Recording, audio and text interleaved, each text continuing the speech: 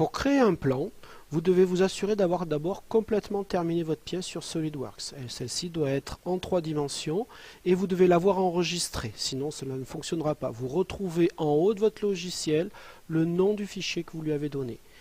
Pour démarrer donc la mise en plan, cliquez sur la petite flèche et créez une mise en plan. Ceci vous ouvre une fenêtre qui est celle-ci.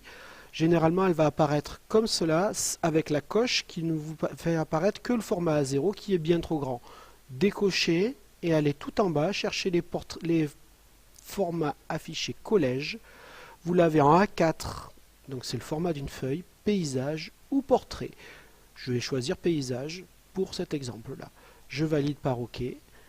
À ce moment-là, je me retrouve avec ma page blanche. Je vais venir y insérer ma vue de face et va être lié donc à chaque clic une vue. Je choisis celle que je souhaite mettre. Donc je vais mettre une vue de côté, une vue de dessus. Voilà, ça va être suffisant. Et je vais rajouter une petite perspective qui permettra d'avoir un meilleur visuel sur la pièce. Une fois que mes vues ont été placées, vous voyez, j'ai toujours la possibilité d'en rajouter, mais ça suffit. Donc je valide avec la coche verte qui est ici. Je peux replacer légèrement mes vues, les écarter un petit peu. Les trois là resteront toujours alignés quoi qu'il en soit, mais je peux éventuellement créer de l'espace ou les rapprocher suivant les besoins qui apparaissent. Ceci étant fait, j'ai encore une petite chose à faire, c'est mettre les dimensions. Donc je vais recliquer sur cotation intelligente comme quand on a créé la pièce pour qu'apparaissent les dimensions. Donc une dimension de côté me paraît importante, une dimension de ce côté-là aussi. Donc comme sur l'autre, les dimensions importantes, les dimensions références. Et ne pas oublier de rajouter l'épaisseur de la matière. Vous pouvez mettre votre 3 au milieu ou sur les côtés, peu importe votre dimension. Voilà. À partir de là, toutes les dimensions apparaissent sur votre plan, donc vous pouvez vous arrêter et enlever les cotations intelligentes. Il ne reste plus qu'à remplir le cadre appelé cartouche qui se situe en bas. Pour cela, faites un clic droit, éditez le fond de plan, et à ce moment-là, votre dessin disparaît, mais ce n'est pas grave, vous allez pouvoir remplir et vous referez apparaître l'ensemble après. Donc pour remplir, vous devez avoir un A comme celui-ci, vous double-cliquez et vous allez rentrer ce que vous voulez mettre.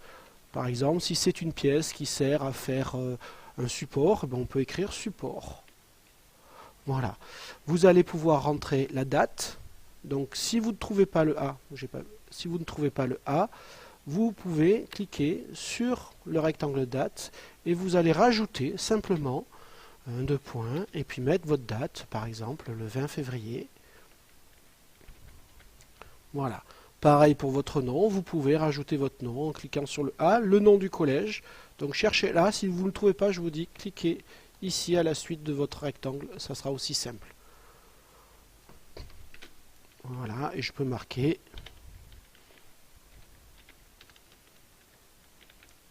Voilà. Quand mon cadre est totalement rempli, n'oubliez pas votre classe, votre nom.